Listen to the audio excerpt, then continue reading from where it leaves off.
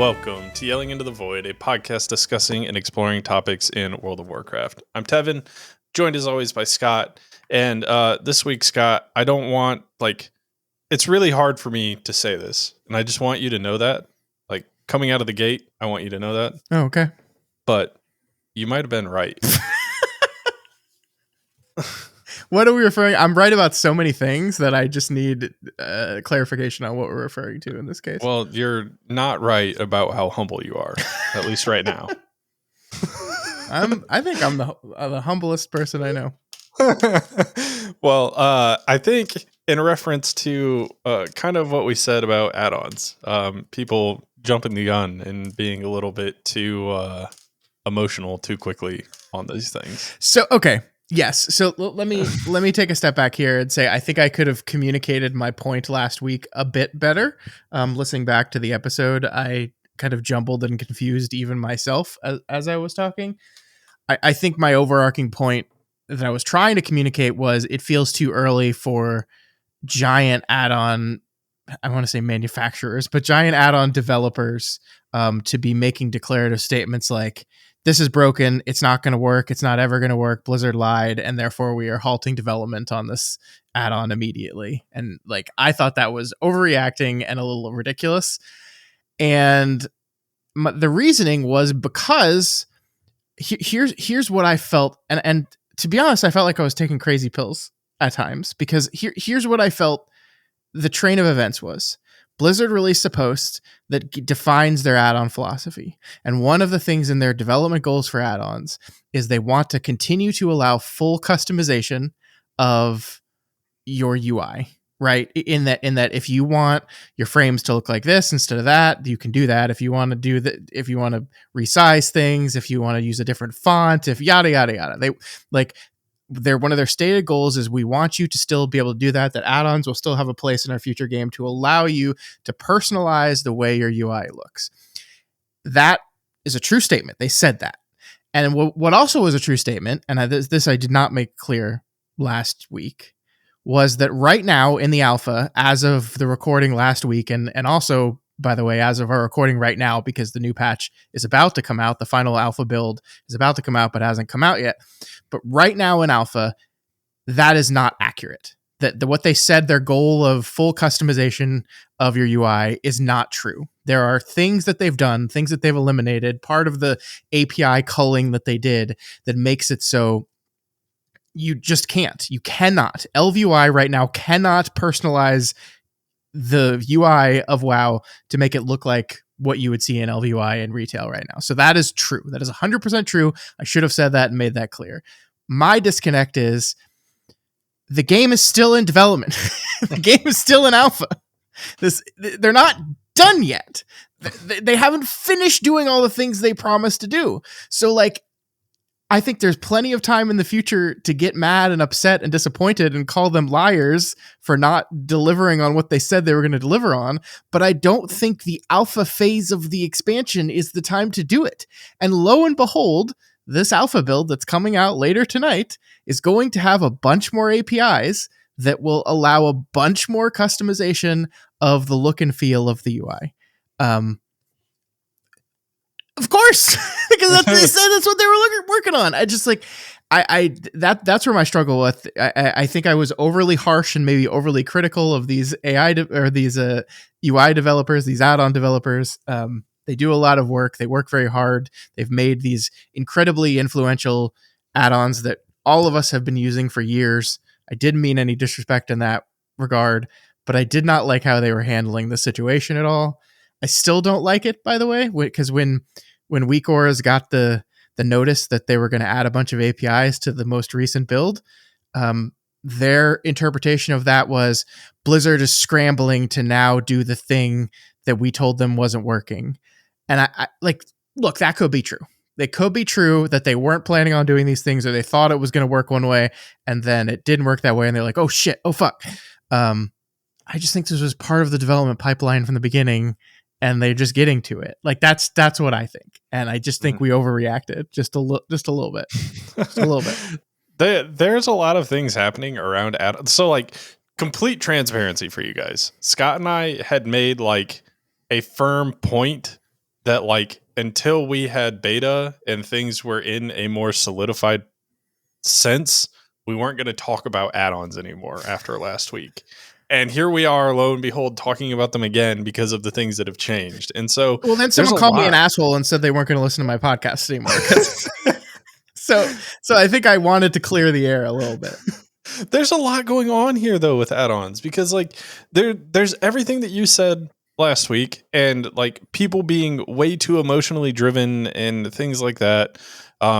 And that's on both sides of the fence. Like on one side, calling the people who are upset that they're like quote unquote life's work for the game is being diminished, and then the people who are getting really butthurt because their life's work is being diminished. So yeah, I think that from one, like, that's a very small sample size so far, and it's the largest add-ons because it's like it's weak auras and it's LVUI who are the ones who are being the most vocal about it, or at least were. Yeah.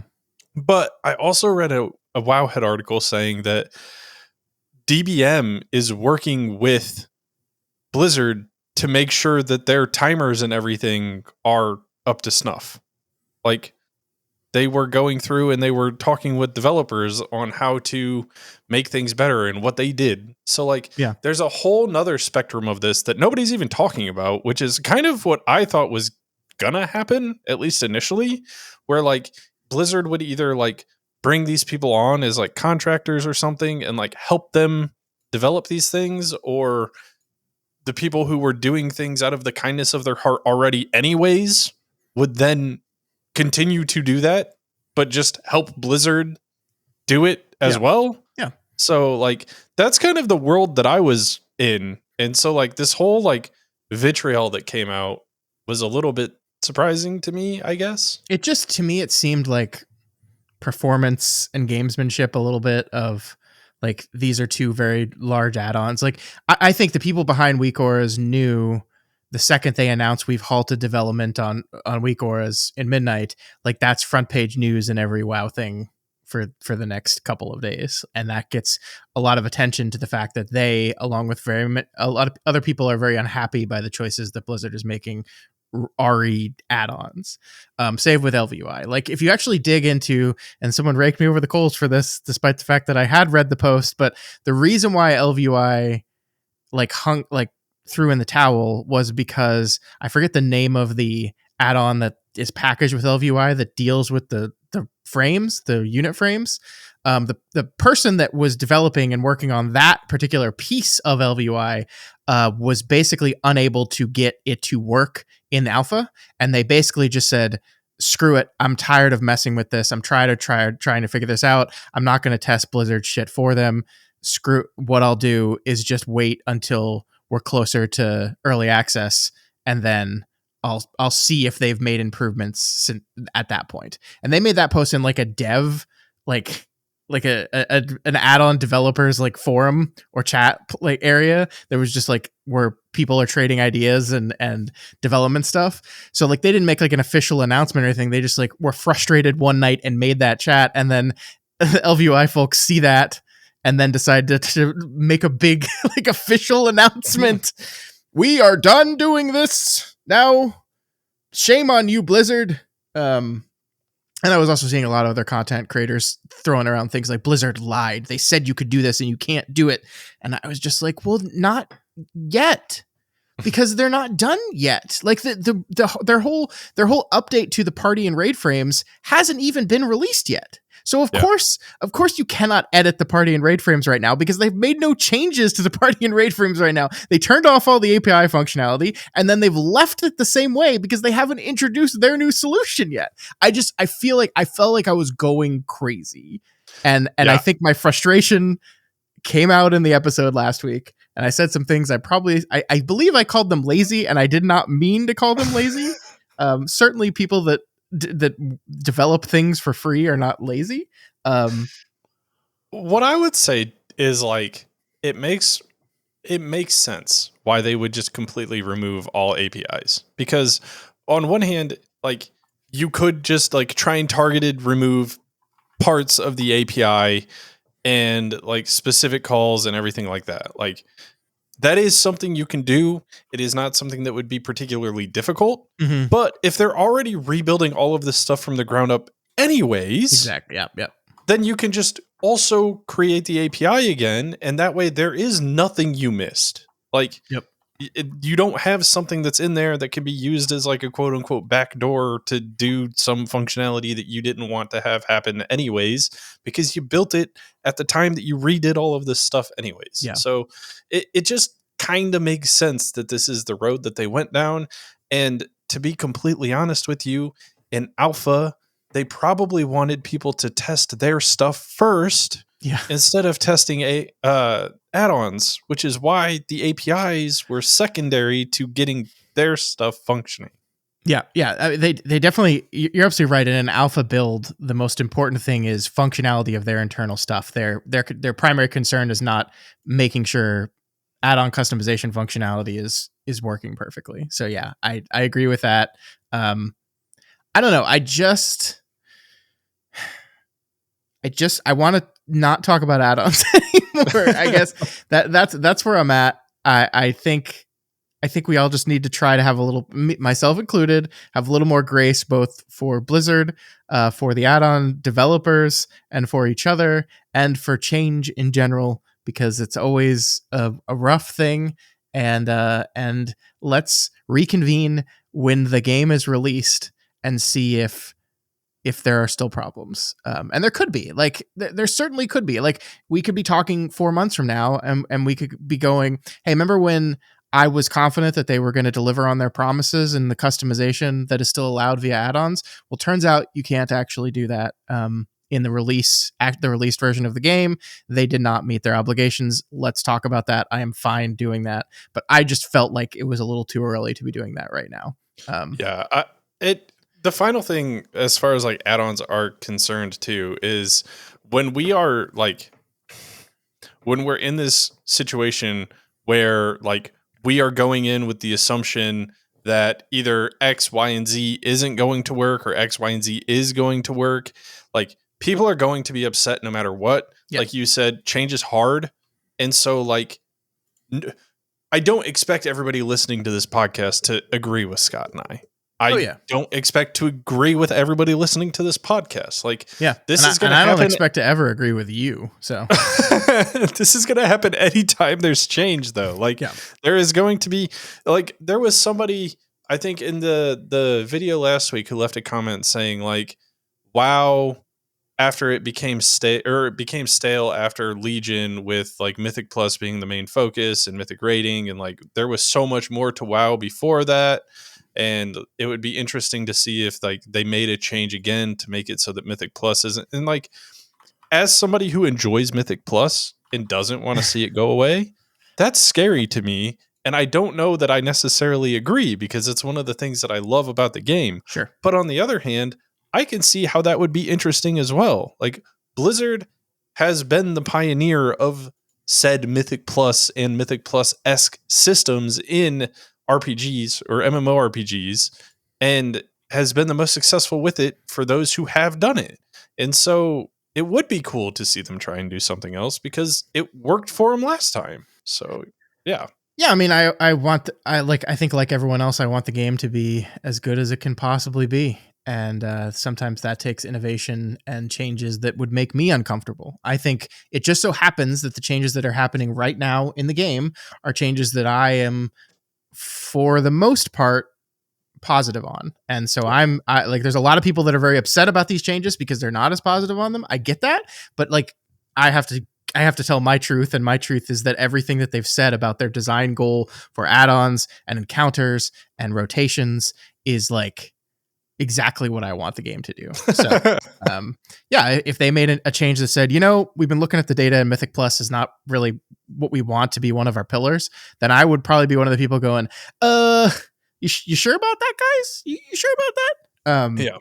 But maybe that would ultimately be in the best health of the game. I don't know, but I think the last thing I'll say, and then we can truly be done with this until we actually get into the beta and actually start messing around with the stuff ourselves. Oh, so for like 2 weeks. Yeah.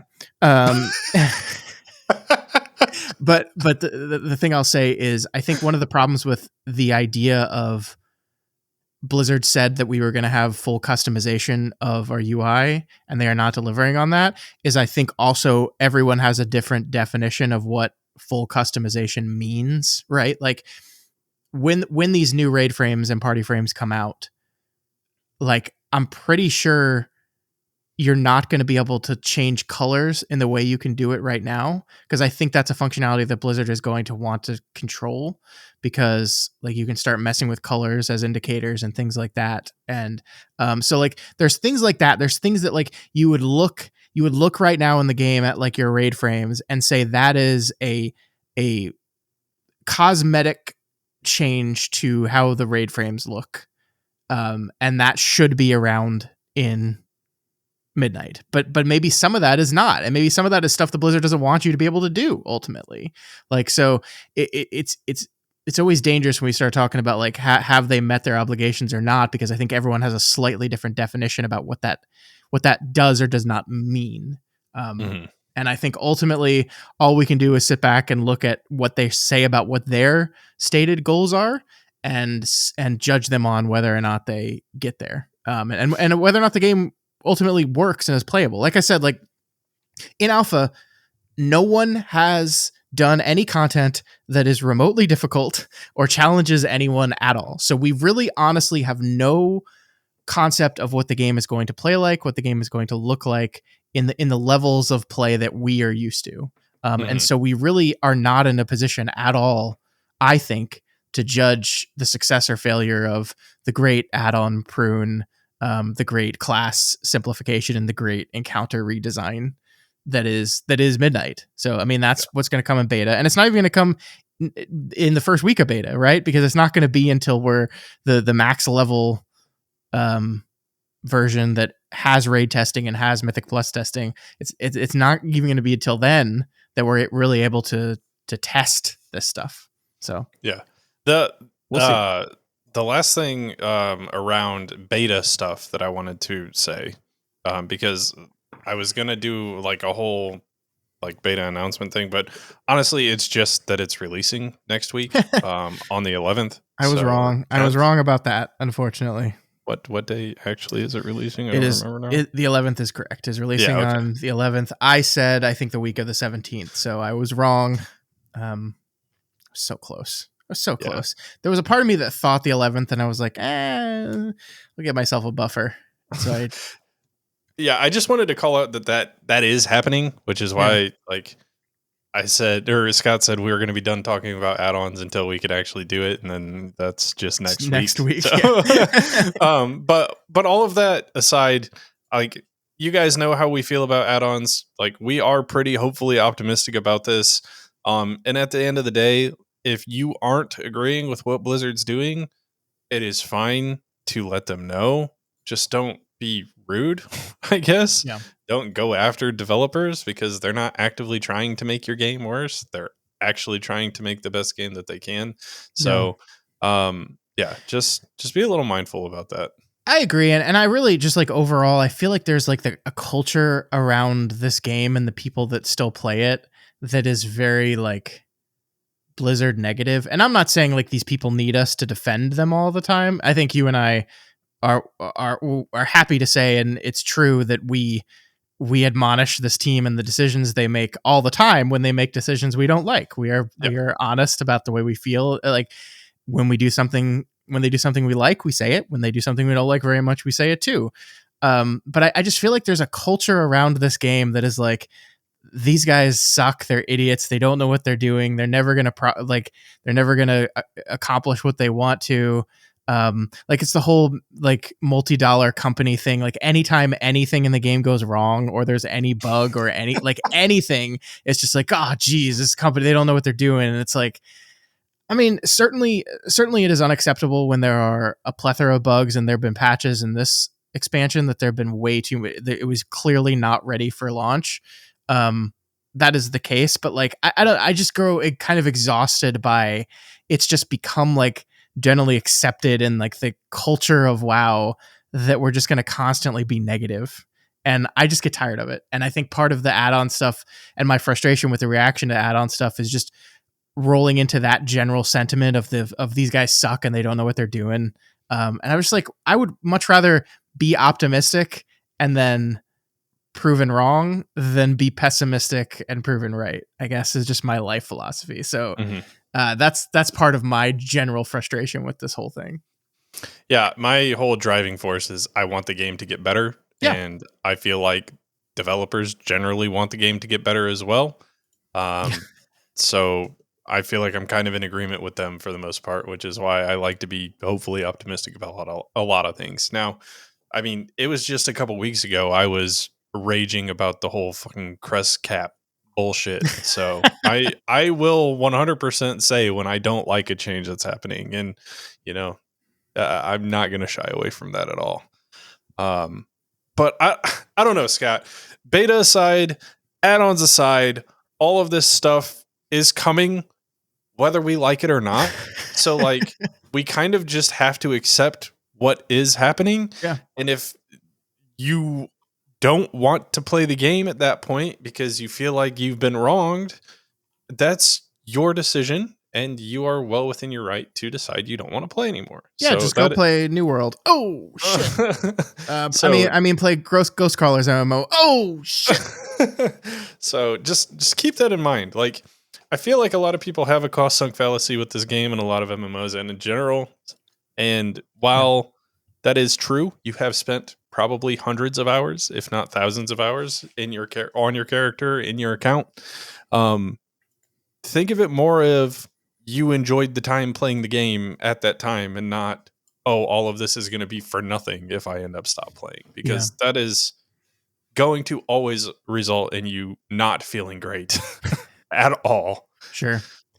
So. Hey, speaking of being mean to Blizzard, can we talk about Hearthsteel? Yeah, man, I really didn't want to talk about this last week, and I left it out of the script for a reason, but they data mined some images that 100% looked like a secondary currency you're going to have to buy last week.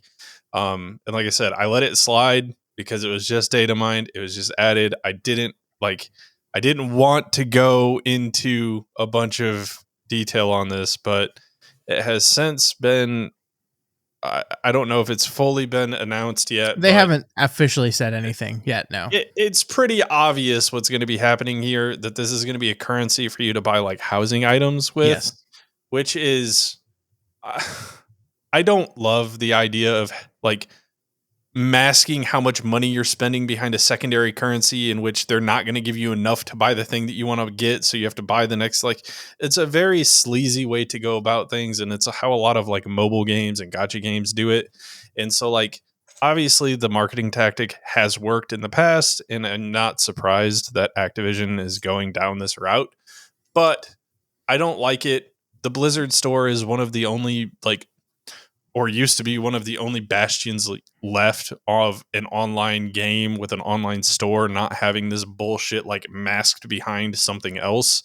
At least for WoW specifically, it's not that way for like Hearthstone and things like that. Like Hearthstone has had this problem already. But yeah, I don't like this, and I wish that they would just put a dollar amount on it instead of hiding it behind some secondary currency you have to buy. I 100% agree with you. I think this sucks. I'm not happy about it. Can I play devil's advocate for a brief minute here, though? Because I do ultimately think I understand why they're going this route, as much as I don't like it. So in the store as it is right now, this is Dell Digital stuff, right? But you buy a mount, you spend $15, you buy a mount, and then you have that mount, and every character in your account has that mount, and that's it. You get the mount, you have it. You only have to buy it once, done. Same with transmogs, same with everything that's on the store right now. The thing about housing items that will definitely be on the store is in the World of Warcraft, how housing is set up. It is not like mounts and transmogs where you buy a bench and then you have infinity benches to put in your house, right? The way housing works right now in the World of Warcraft, if you want to put 2 benches in your house, you got to buy 2 benches. I'm not even talking about on the cash shop. I'm just like in the store. Like if it's a trade skill item that you have to make, that stuff has a value, a number associated with it. And if you want multiples of them, you have to have that number. So you talk about that, and then you talk about the truth of that, and then you talk about the cash shop, and you talk about what would a person be willing to pay for a bookshelf on the cash shop, or hell, a book, a side table, a nightstand, a chandelier. And these are small transactions, right? These are things that maybe for like the lesser stuff is like 25 cents, less than $1. Maybe some of it's a couple dollars. And you do stuff like that, and that starts to look a little weird in a shop where it's like all these stuffs, and it's like, here's a transaction I'm going to run for 57 cents on your shop. First of all, that's expensive because if you're running through a credit card processor, all those credit card processors take fees for every transaction. It's a transaction-based fee. It's either usually sometimes, depending on your setup, it's a flat fee or a percentage. I work in credit card compliance, so I know a lot about this. It's probably a percentage, but the company that is facilitating and hosting these transactions and using a third party payment processor is usually eating that cost. And that's why back in the day, you would see like smaller mom and pop businesses say things like minimum payment for credit cards is X dollars, right? We will not accept credit cards for anything under $5. And that's because they were running like a flat fee. So if you bought something for $1, they would have to pay the same amount as if you bought something for $100. Now that's kind of going away, and we do this variable percentage thing. So you're seeing that, but I could see a world in which they just don't want these small, less than $1, a couple dollar transactions to just be listed on the website like that. Like I said, I still don't like it. I still would prefer that. I would prefer it that way, but like you can kind of see like if they're trying to solve the problem of we're going to add all this stuff to the store and some of it's going to cost not very much at all. And you're going to want to buy multiples of it, how it might make sense to do that via a currency than otherwise. Again, like I am playing devil's advocate here. This is not a position I support. I'm just trying in my head to understand outside of just greed and psychological manipulation why they would do something like this. Yeah, I don't know. I appreciate the viewpoint. I think it's a bunch of baloney.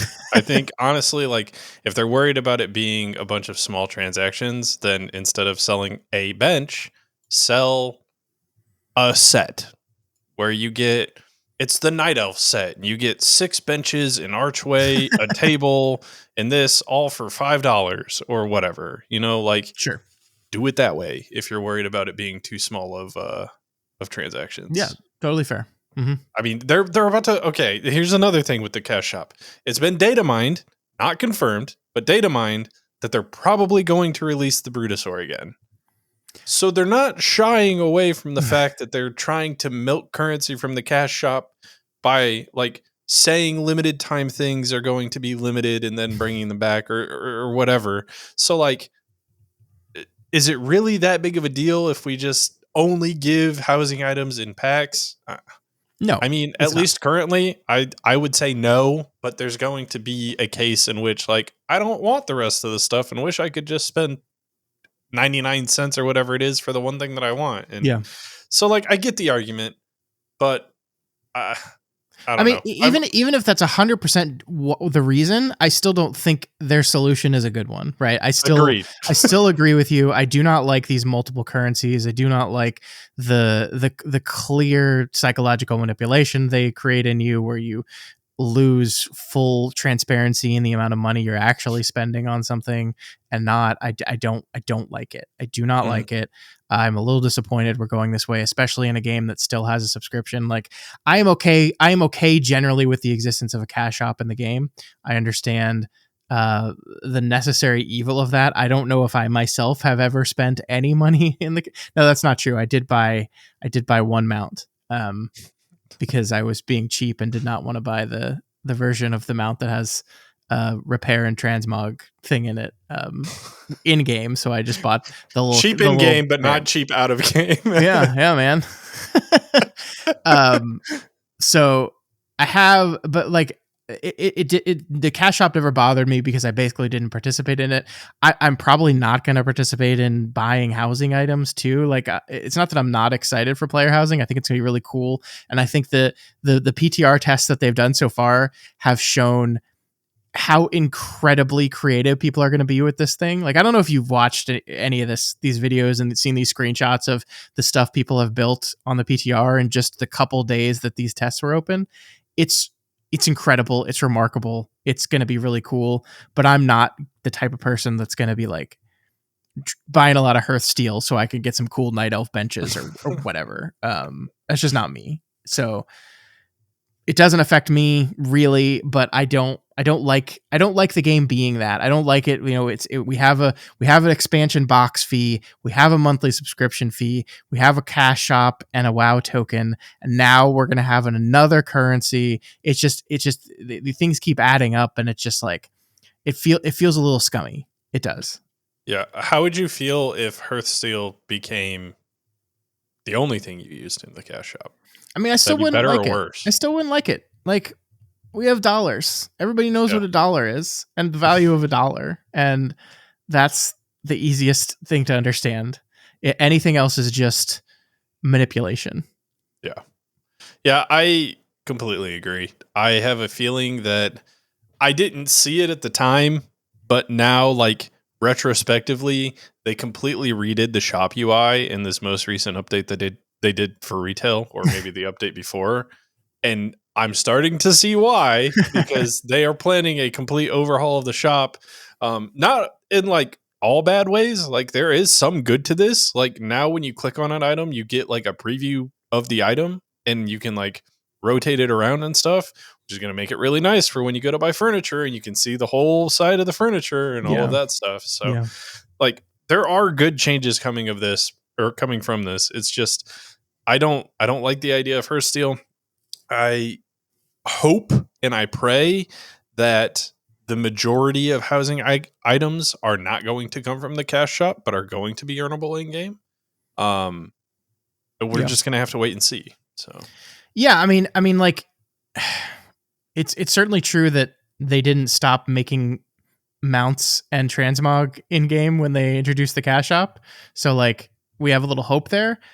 It is also true that some of the cash shop mounts happen to be like the coolest looking ones, the ones with the most effects.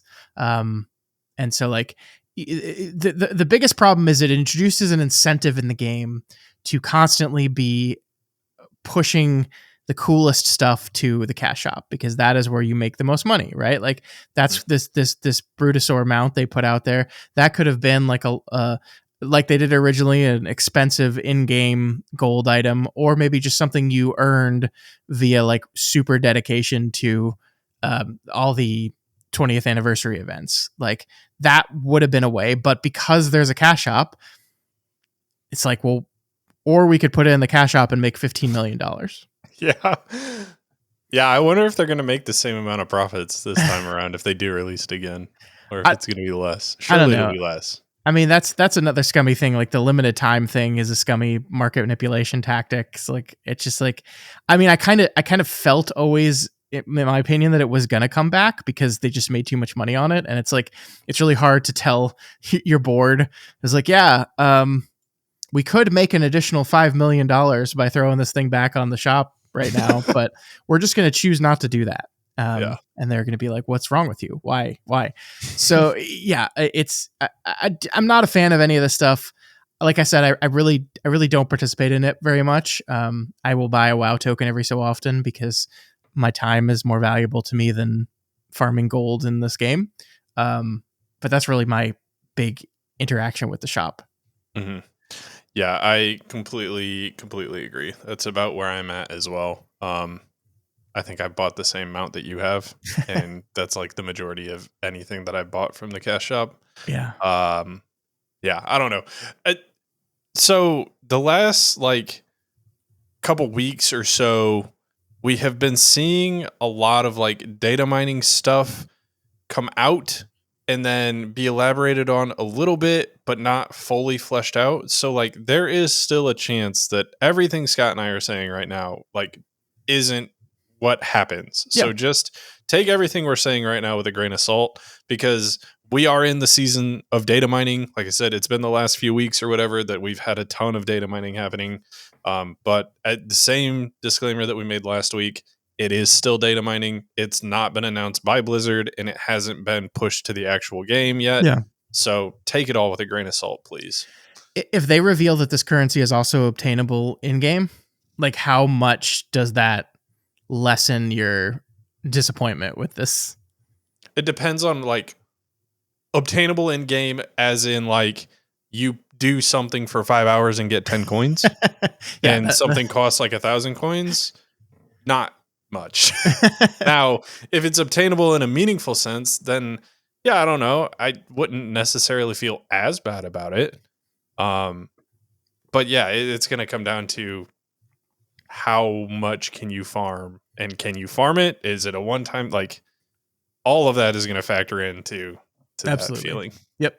No, I agree. Just thought I'd introduce the possibility there. Yeah. So It would be cool. Yeah. I don't know. We'll see. I'm glad you put the preface of data mining there. That there's been no official announcement or official post or anything about any of this stuff. This is us supposing, and like with the crest stuff, we could be totally wrong here. But it does. I feel a little icky. I understand these companies want to make money. I get it. I know how business works. But I don't love it. Yeah. So I guess moving on from Cash Shop, honestly, kind of moving on from beta in general and alpha. There's been a couple of other things that have happened. So Hearthsteel has happened with the beta. Obviously, the add-on shit has happened with the beta. We've got a release date for the beta, and like that is all the like new news of things that are coming with Midnight. But things outside of the sphere of just Midnight, we have Phase 3 of Legion Remix went live today, I believe, or yesterday. It was what's today? Whatever. Yeah. So I think it was yesterday.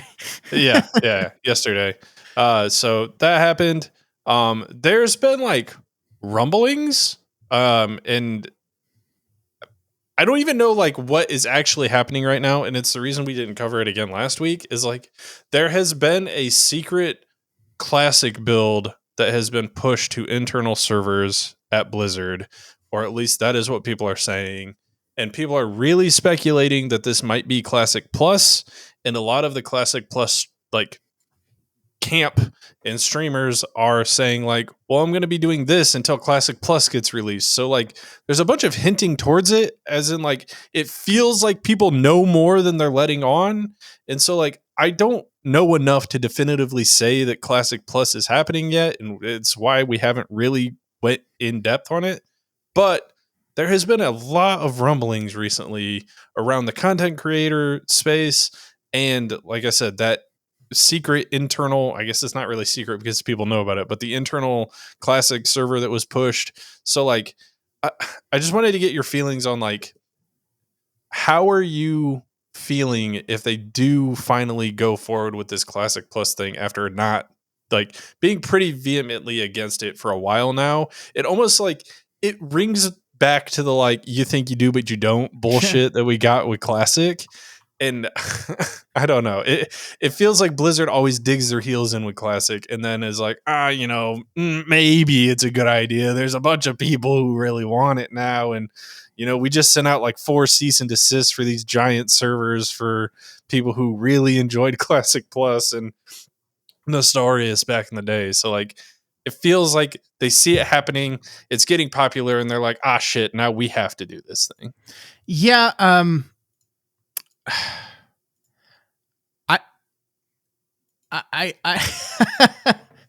I don't think Classic Plus is going to make people happy in the way it's really interesting. Like, I think the thing about Classic players in particular is that there are so many different, like, just kind of like with how do you define a customization for a UI? There's like, I feel like every single person has a different belief in what Classic Plus could or should be. What makes the game classic? Right. Like, what can you change that then like will keep people playing who enjoy the classic experience. Absolutely. I think it's very true that if you look at the numbers of like the progression classic that is currently on Mists of Pandaria, the numbers are just dropping every expansion. Less and less people are playing, which makes sense. And so I think they will continue to pump those era or not era those versions of classic out forever, because I think it's pretty simple and quick for them to do now. It doesn't take a lot of work and development to stand up Mists of Pandaria, Warlords of Draenor, etc., etc., etc. I think they're just going to keep going with that, but I think we will also see like diminishing amounts of those people, and they know that there is still a decent amount of people that are hanging out on the hardcore server, that are hanging out on the era server, that are hanging out on the anniversary server. And again, those are also things that are relatively cheap to maintain and spend development time on, and they're making the money. And so it's hard for me to believe they're going to just not do anything to try to keep those people around. I'm kind of shocked at the number of people that are like playing on anniversary again, because it's like, didn't y'all just do this in 2019 and you're doing it again? Okay, whatever. But I think what we've seen is that there is a large enough contingent of people that are just so into vanilla era World of Warcraft that if they focus half of their development time on that, it will be a money-making proposition for them. So you would have asked me 2 years ago, I would have said there's no way Classic Plus is coming. You would ask me a year ago, I might even said I don't think they're going to do this. I think the most they'll do is like an SOD type thing, but I think it's inevitable. What it ultimately looks like, I think that's the big question. Like, is it going to be more levels? Is it like, does it feel like expansions to Classic, we just retain the class design and the game feel? Is it just going to be, we're just going to throw more dungeons in it, we're going to throw more raids in it? I have no idea what that ultimately looks like. I'm not a developer.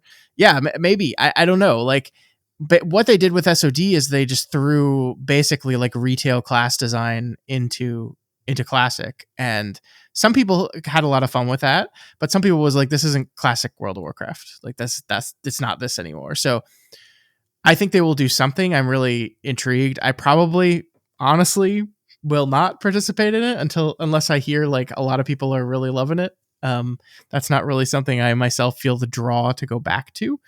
Sure. So, but I do think it's inevitable at some point that it's happening. I don't know what the timing of it will be. Like, it's interesting. They announced, I think just today, like BlizzCon pre-sale tickets. So they're ramping up for BlizzCon, which is next year. It feels like that would be a long time for people to wait for the fall of 2026 for any kind of news like this. But I'm sure they want to make a big deal out of it and really push it on the marketing front. So I don't know. We'll see. I don't remember when Classic first was announced and came out. It came out in 2019. It was a pretty like short, like this is happening and now you can play it kind of turnaround, wasn't it? I don't know. The announcement to being able to like servers opening, I felt like was pretty small. Or maybe that's SOD I was thinking about. Where like they announced the thing and then it was just like they announced SOD at BlizzCon, and then it was like it was pretty quick that it came out after that. Yeah. So if they're gonna wait a year, I could see them doing something like that, where they're like, "Hey, by the way, we're doing this thing and it's live tomorrow," kind of thing.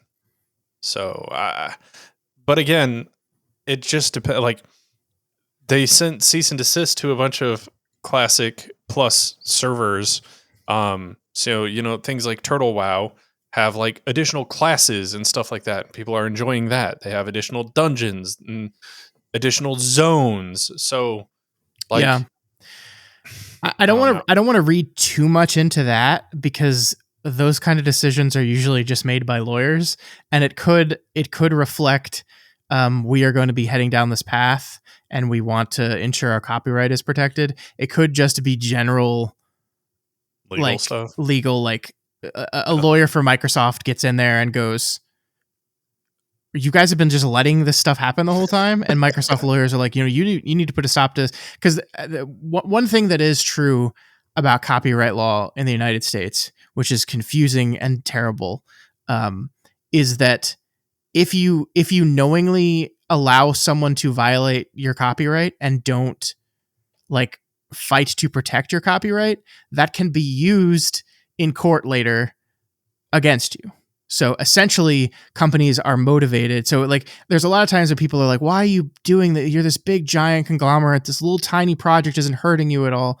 And they're not doing it because they like are vindictive against this little tiny project. It's like, we have a legal responsibility to protect our copyright at all costs, and we have to be seen to be constantly fighting and reinforcing that this is our copyright, it belongs to us, and no one can infringe upon it. Which I don't love. Like, I don't like that. I don't like that that's the case, but that's oftentimes why stuff like this happens. So, so I guess the last question for like things around Classic Plus is there a world, Scott, in which you think that they go down the like old school RuneScape path where they let players vote in a poll like system on the things that they implement? Or do you think it's just going to be Blizzard makes the decisions? Like, if you had to say today, what would you say? I think knowing that the big thing with Classic is the impossibility of being able to design something that makes everyone happy.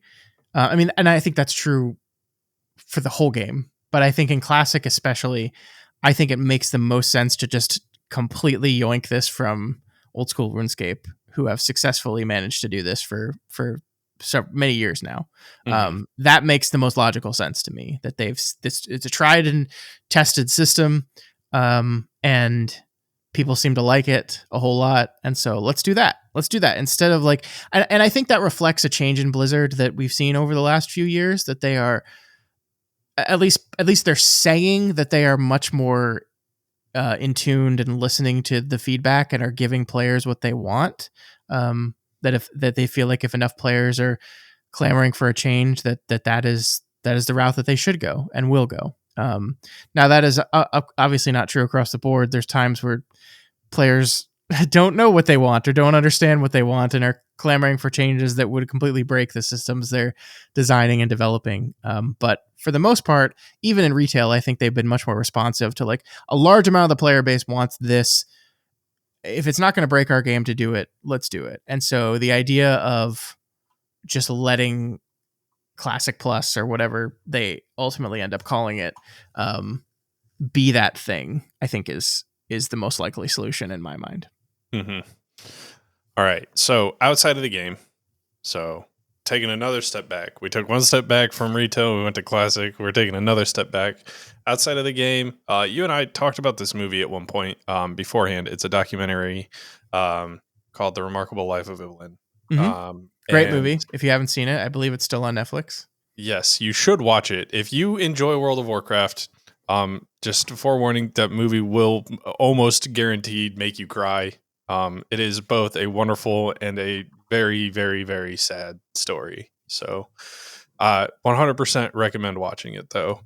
But they're doing like an adaptation film kind of thing for this, and they've announced some casting around this, which I thought was extremely cool. But I'm a little lost on like what the movie is going to be, because the documentary was very clear, like going over the life of this one person, and so like I'm a little unsure what the movie is going to be. Like, obviously we know who the center is going to be around, like the main character, but like, is this all going to be in-game stuff? Is it going to deal with outside of the game too? So I think it's going to be interesting how they decide to interpret that. Yeah, I thought this was kind of a crazy thing to announce. So first of all, Charlie Plummer, Toni Collette, Stephen Graham, and Sir Anthony Hopkins are all set to star in this thing. What? Anthony Hopkins? Like, this is an incredible story, and nothing would make me happier than to see this story kind of shared. And you know, a big Hollywood movie with big Hollywood names, that's how you get that stuff done, right? So that's really cool. I agree with you. I don't know what it looks like. I I just don't know what, like, they're it's like they've announced it. I don't even know if they have a director lined up. I think the script has been written, and the fact that they already have a cast seems to indicate to me that, like, this is actually going to be moving forward. Sometimes the trades pick up on stuff like this when it's like so early in development, and then it just kind of doesn't happen. Yeah. But the fact that they have a full cast attached already seems like it's probably going to get made. Mhm.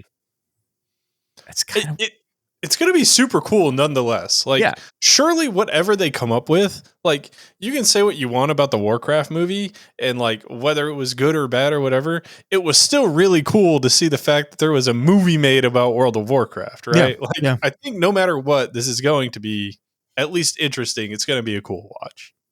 yeah. So one thing that's true. So just I don't know.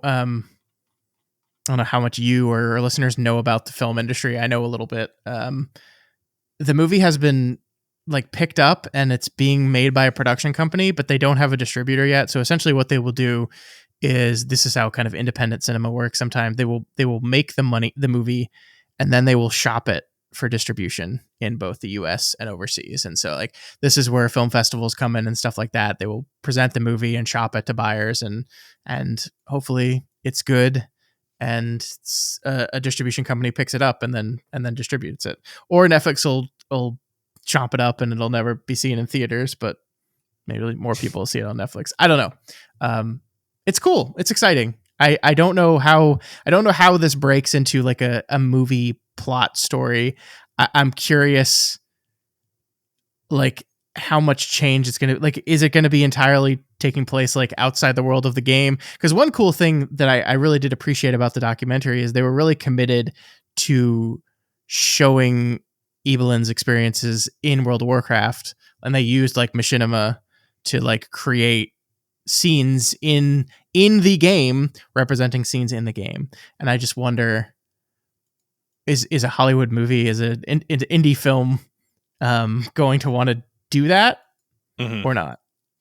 Yeah, and as far as, like, distribution goes, I don't know. And, like you said, you know a lot more about the film industry than I do. But since Netflix picked up the documentary, do you think that they have, like, do you think they have a more vested interest in trying to pick up this adaptation as well? They could see it as, I mean, Netflix is kind of a distributor unlike any that's existed in Hollywood, and that's why so many of them don't like Netflix.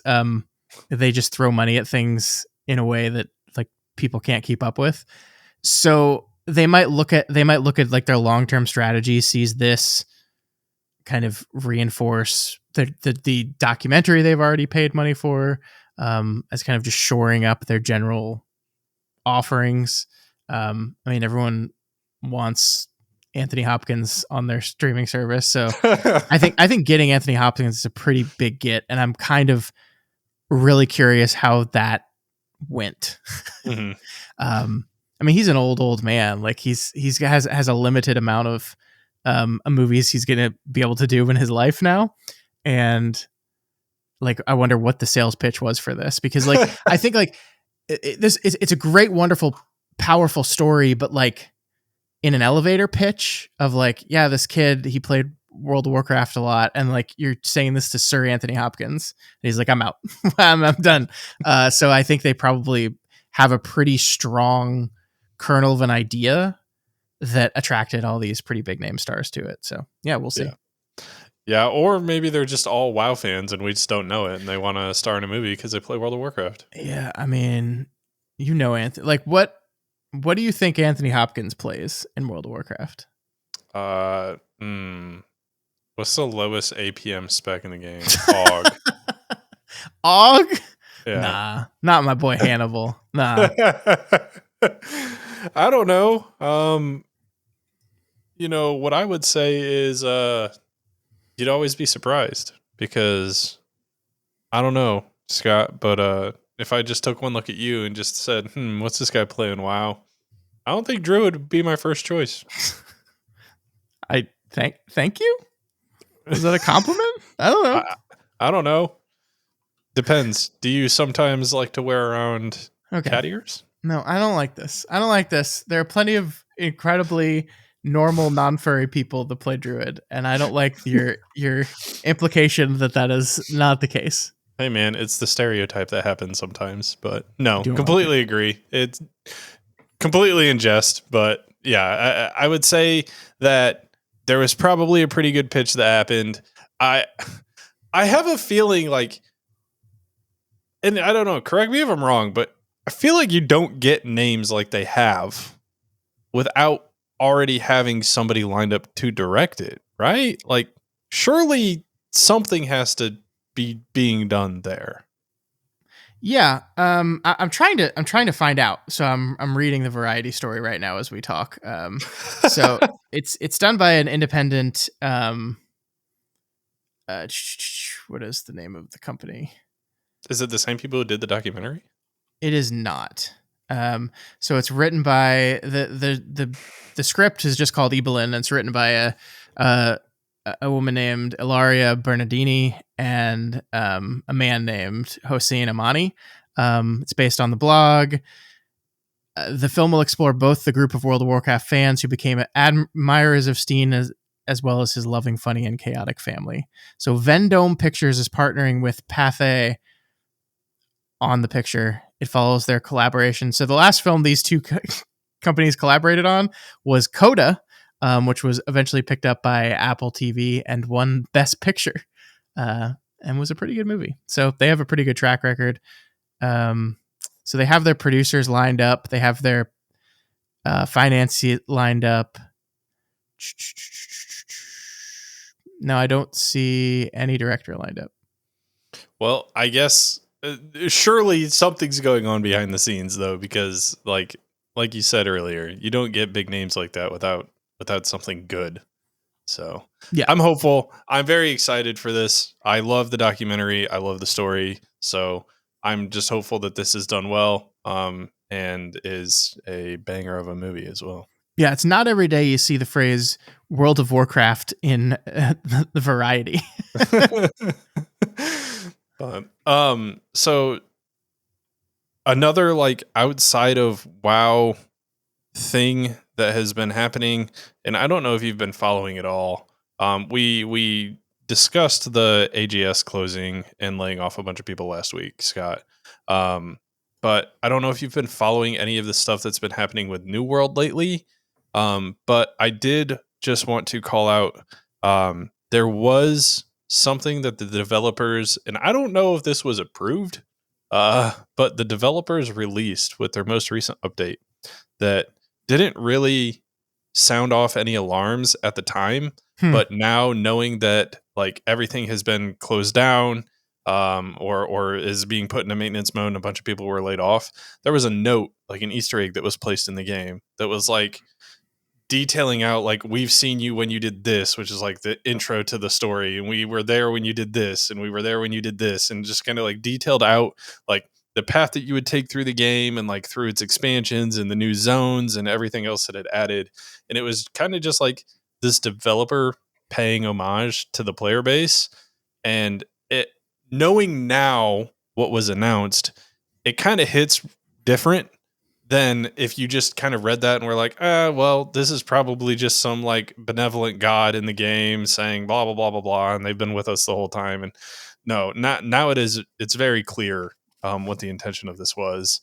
And I just wanted to call it out because this is one of those things that like pulls back the veil of like, you can be mad at Amazon and you can be mad at Amazon Game Studios and everything for closing down this game, but just don't be mad at the individual developers, because it is very clear. Obviously, they didn't want to lose their jobs, but they did care deeply about what they were working on. So don't diminish that in the fact that companies are going to be companies and make whatever financial decisions that they want to make. Yeah, I mean, it's certainly sad when any of these games shuts down. There's a lot of people have spent countless hours working on this thing, and a lot of people spent countless hours playing these things, and it's always going to be a little sad when this happens. I think the video game industry is in a really weird place right now, and it doesn't appear like it's like super healthy. It seems like for an industry that generates a significant amount of money, that is like one of the, I think not one of the biggest entertainment industry in the world is video games. You would think that people in the upper echelon of that industry would have more job security than they do. You would think that there would be more sharing of that money with the people that are making these things happen, but that is not the case. Studios are acquired and then shuttered at alarming rates. People that work in this industry feel like they have no job security. It just doesn't feel good and sustainable. The cost of like a big like AAA game continues to skyrocket. And then of course when they underperform, the sky is falling and we lay everyone off, and like it just doesn't feel sustainable. There's a very healthy like indie game market happening right now, but and that has been happening for a while. But yeah, just like I mean, outside of this game, I play a fair amount of games. Like I don't have as much time as I used to, so I can't like. But I just like kind of sitting back and watching the industry and how it's changed over the years. It's certainly very troubling. And stuff like this reminds you of how troubling it is. That like, man, I would not tell someone to go into game development right now. Mm-hmm. Yeah. On that note, though, if you are looking for some good games right now, there are some indie game bangers that have been being released. So definitely turn your sights towards some of those if you're needing a break from WoW and you want to play something quick. I know Scott just finished up Expedition 33. I played that one in the past. That game is phenomenal. If you haven't played it, highly recommend. Yeah, and I'm playing Silksong right now, which is also very good. Mm-hmm. I don't mean like right this very minute, not like right now, but I am playing that game. I played it for a couple hours. You didn't just die to a boss? Well, hold on.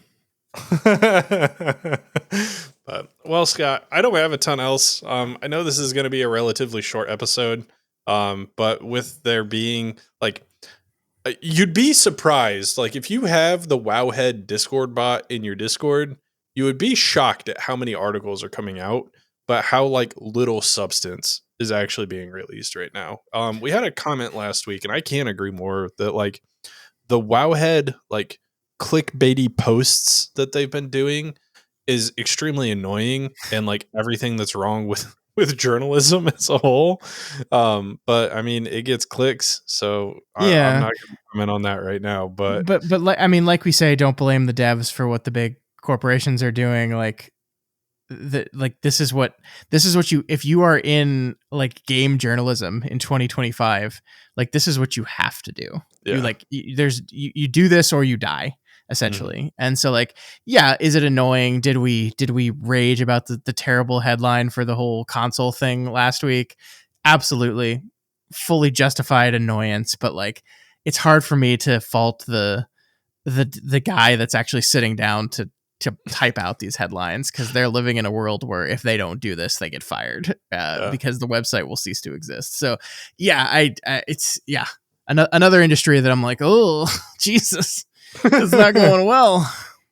So, but yeah, so that being said, beta kicks off next week. I'm not sure how much time Scott and I are going to get to play before we record next week, so it probably won't be until the week after that we really have much to say about it. Yes. But do be looking out. Like, beta things are going to be happening. So if you have access to beta, definitely please be sharing your thoughts with Scott and I. If there's anything that you feel like we should look at that we haven't covered or haven't looked at or haven't talked about covering, definitely let us know. I don't necessarily have a question for you guys this week outside of like, is there anything specific that you guys would like to see Scott and I try out in beta and then cover in the next coming weeks that we wouldn't normally do? Because if there is, definitely add it in, and we can see if we can fit that into the schedule of things that we have to go over here in the next couple weeks. Unless it's PvP, and then my answer is just going to be no. Well, yeah, that one will. Let me just tell you, not make it onto the schedule of things that we're going to be talking about in the next couple of weeks. So sorry, PvPers. That's just not Scott and I's cup of tea. It's okay. They don't exist. They're not real. Not real just people. Like the mole people. No, they're there. They're just right under you at all times. Well, we're probably going to be asked to do some delves, Scott. Are you ready? No. Why not? I don't want to. You got to try out the new companions. I guess so. But all right, guys. Well, as always, that's all we have for you this week. And you can contact us over at yellingintothevoidwow@gmail.com. YouTube is at Yelling Into the Void Wow, and Twitter and Blue Sky are both at Into the Void Wow. I believe it's called X, Tevin. True. X and Blue Sky. And I'm probably never going to call it that. But hey, there it is. It makes me laugh every time I hear it. Make sure you subscribe to us. As we said, we're going to be launching into the beta on a week from today as we record this. And it's going to be pretty exciting. And we're going to be talking about it a lot, so you don't want to miss it. We are on Apple Podcasts, Spotify, YouTube, iHeartRadio, Audible, There's some more. Surely you can keep going. Stitcher. No, that one doesn't exist anymore. Overcast. Yeah, that's one. Yeah. Pocket Casts. They'll run out eventually, guys. I think that's all I got. I'll email you a copy. I will mail you a disc with the episode on it. You can find us there too. Yeah. Yeah. You've got this burned to all of your CDs. You got a CD burner in that. Podbean. SoundCloud. He's still going, guys. But all right, guys. All jokes aside, Cast Machine. Please consider liking, subscribing, commenting on the YouTube video, on the Spotify link, and everywhere else that you can do those things. It helps us get more exposure, helps us continue making these videos, and introduces us to new people so that we can get more thoughts and discussion around the things that Scott and I are inevitably always right about. Right, Scott? Supercalifragilistic podcast. But, all right, guys. We will catch you guys next week, and we'll just be over here yelling into the void. Void Pocket Cast.